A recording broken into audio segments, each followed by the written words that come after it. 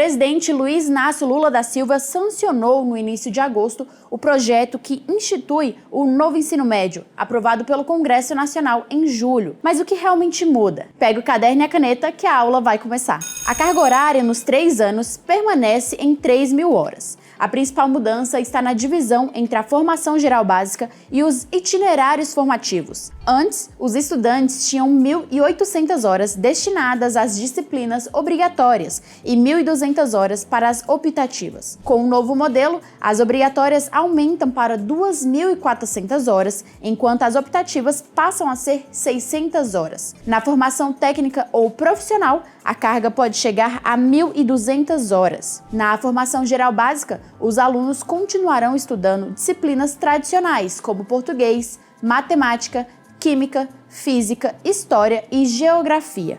O espanhol segue sendo uma matéria optativa. Já nos itinerários formativos, os estudantes podem escolher 2 áreas de aprofundamento entre matemática, linguagens, ciências humanas e ciências da natureza. Segundo o professor Tiago Figueiredo, essa nova divisão deve ajudar os alunos a se prepararem melhor para o Enem.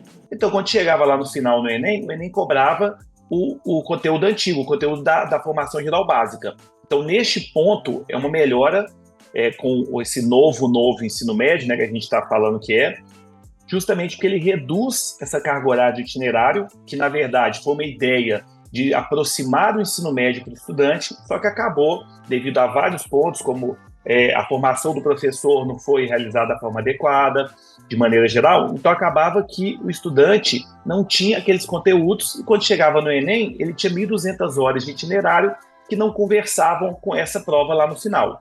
Na verdade, a minha experiência é que os próprios estudantes estavam querendo que a gente retornasse, obviamente, não inteiramente com a carga horária da formação geral básica, mas eles estavam pedindo, porque, no fundo, eles sentiam que lá no final, quando eles chegavam para fazer o Enem, eles tinham perdido parte dessa carga horária nos itinerários, que eram muito legais, que eram bacanas, mas que não eram aproveitados da forma integral.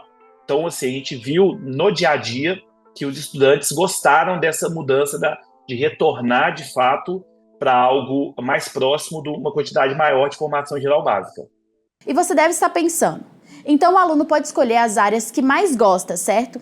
Não exatamente. O professor explica que o interessante nos itinerários é que o aluno escolha as áreas em que tem mais dificuldade para melhorar o seu desempenho geral. Imagina uma situação, você tem numa escola o professor dando aula de biologia. Então chega um determinado momento que ele identifica que habilidades e objetos do conhecimento anteriores àquela matéria que ele está dando não ficaram bem fixados. Então ele está explicando a evolução, mas ele está observando lá que não está entendendo muito bem a parte de célula. Nessa aula de aprofundamento é o momento que ele retorna. E aí, se a gente lembrar que lá no Enem ele faz todas as matérias na prova, é um momento também de você retomar para que esse estudante, obviamente, consiga lá no futuro chegar no Enem. Não é a única forma, mas é aquela que hoje a grande parte das universidades adota, que ele conseguir passar no curso que ele deseja. Então, acredito que é muito mais nessa linha, aprofundar para justamente identificar as lacunas, a gente chama isso dos gaps, né? Daquelas habilidades que não ficaram legais, para preparar o estudante para poder fazer lá na frente o Enem. Embora ainda existam desafios, como a falta de recursos nas escolas públicas, a nova proposta busca corrigir a diferença entre o ensino público e privado, que aumentou com a última mudança na grade curricular. É engraçado que eu consigo te falar da visão da escola privada e da escola pública, porque eu trabalho também na escola pública.